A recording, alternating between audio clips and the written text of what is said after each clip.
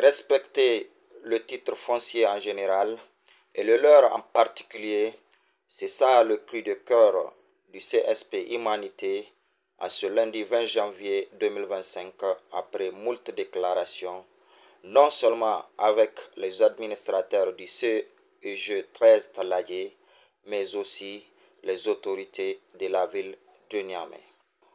Le responsable du CSP Humanité à l'appel et recherche de ce qui leur revient de droit nous livre la légende de cette histoire. C'est très facile à comprendre. De quoi s'agit-il? Nous avons constaté un matin l'existence d'une fondation pour une clôture du CS Talayé.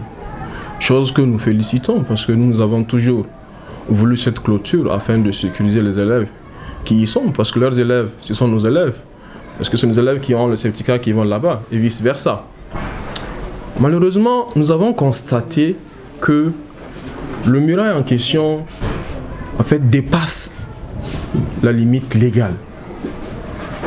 Ça veut dire quoi?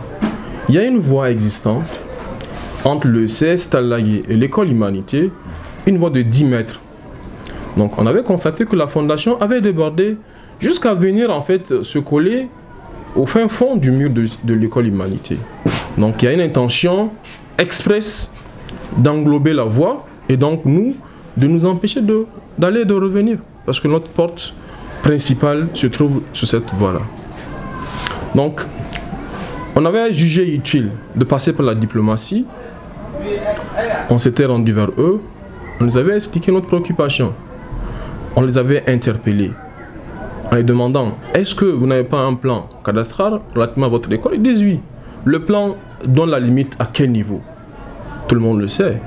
C'est pas sur la voie. On les avait appelés à respecter la légalité.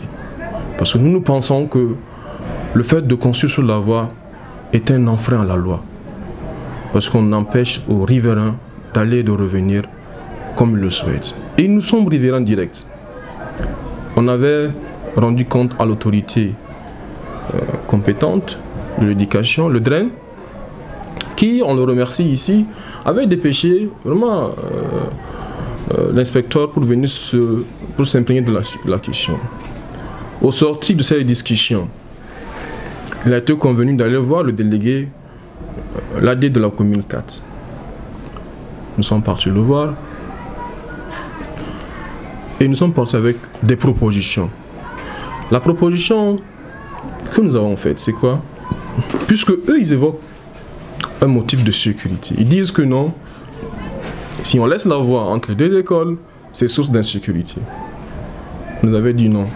Vous ne pouvez pas créer l'insécurité en voulant instaurer une supposée sécurité. Parce qu'il y a des voies qui sont plus longues que celle-là, si. De l'autre côté, du côté sud. Mais pourquoi ne sont-elles pas fermées, ces voies-là? Pourquoi vous voulez forcément former cette voie, définitivement? C'est de là qu'on a compris que ce n'est pas un problème de sécurité, mais ils n'ont pas le courage de le dire. Ils ont un problème d'espace. Parce qu'ils voient que s'ils respectent la légalité, le terrain sera réduit peut-être à une portion dont eux ne veulent pas. Ils ont avancé que non, nous faisons en fait l'EPS sur leur terrain commun. C'est faux. On l'avait dit ça aux autorités. Depuis plus de 3 ans, ils nous ont contraints de façon tacite à venir faire l'EPS chez nous parce que quand nous partions sur le terrain, on renvoie les élèves. On avait accepté parce que le terrain, ça ne nous appartenait pas. Aujourd'hui, la question qui se pose est vraiment une question de légalité en fait. On s'est penché sur la question de sécurité dont eux ils évoquent. On est revenu avec vraiment une proposition, celle de fermer partiellement la voie de leur côté.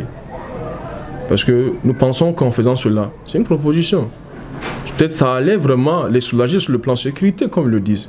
Mais nous, de nous laisser cette portion de voie qui donne accès à la porte de l'école, pour que les parents, les enfants qui quittent de l'autre côté de l'aéroport puissent accéder à l'école.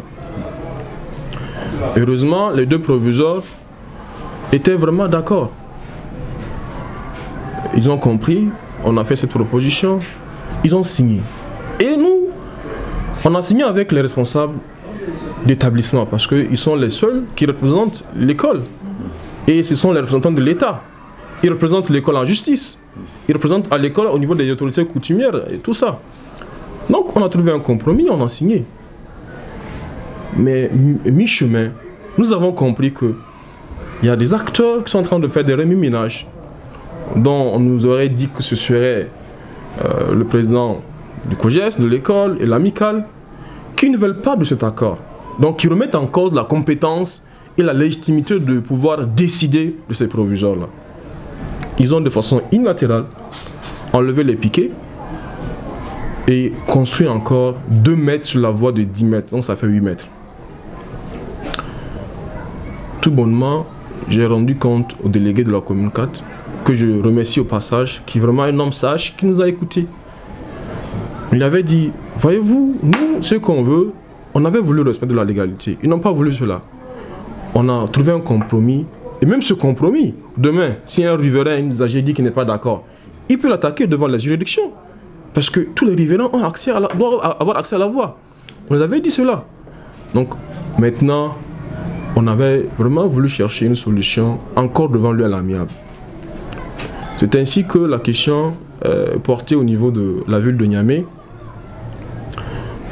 pour voir comment respecter au moins l'intérêt des 2 parties en question. Donc la ville de Niamey a dépêché un technicien pour venir constater de lui-même la question. Ce que tout le monde ne veut pas dire en fait, c'est que la voie elle est là, elle est existante. Tout le monde est d'accord sur ça. Mais les gens ne veulent pas s'assumer pour dire non, laissons la voie. Parce qu'ils le voient que quand en le laissant, vraiment, ils vont réduire, comme je l'ai dit au passage, une partie de leur terrain. Ce technicien, le jour où il est passé, nous étions absents parce que nous avons eu un événement social. Après, on s'est rendu le lendemain pour le rencontrer. Il nous a fait le compte rendu.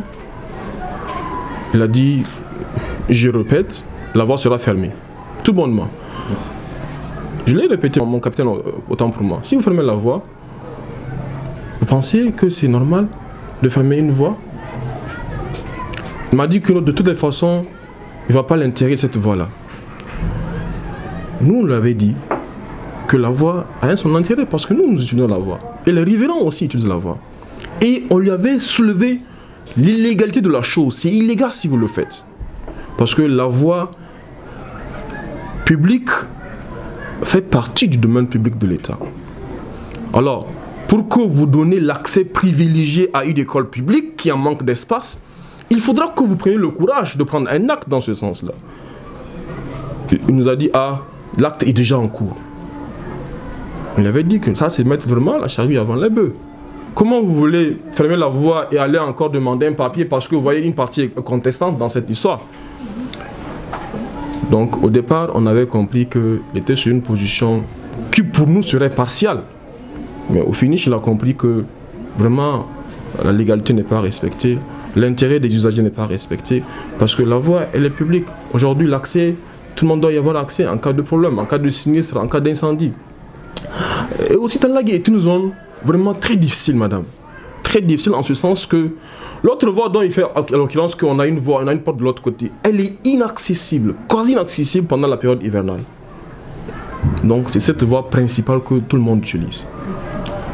Et vraiment, nous souhaitons à ce que le ministre de l'Urbanisme, la ville de Niamey, le gouverneur s'intéresse à cette question.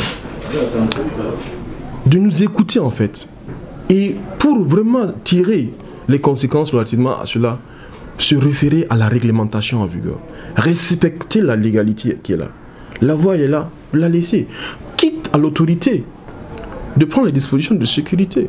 Parce que les producteurs de l'école, ils sont responsables que pendant les heures de cours. Après les heures de cours, ils ne seront pas quand même les gendarmes de la rue. C'est pas possible. Donc nous voulons vraiment leur intervention et leur sagesse pour se prononcer afin de dépêcher peut-être une équipe technique pour voir et voir comment cette voie-là sera laissée. Parce que déjà les riverains ont commencé à nous parler. Ils ont dit que nous sommes d'accord sur la fermeture. On a dit que non, c'est pas. C'est pourquoi on a appelé vraiment à vous dire en fait notre position. Il y en a qui ont même commencé pour dire non, que si la voie est fermée, comment ils vont passer? La pierre à la recherche du gain de la vérité et du droit lancée, nous espérons que les autorités auront un œil regardant dans cette affaire et que la vérité et la paix triomphent au sein de ces deux établissements pour le bonheur de l'école nigérienne.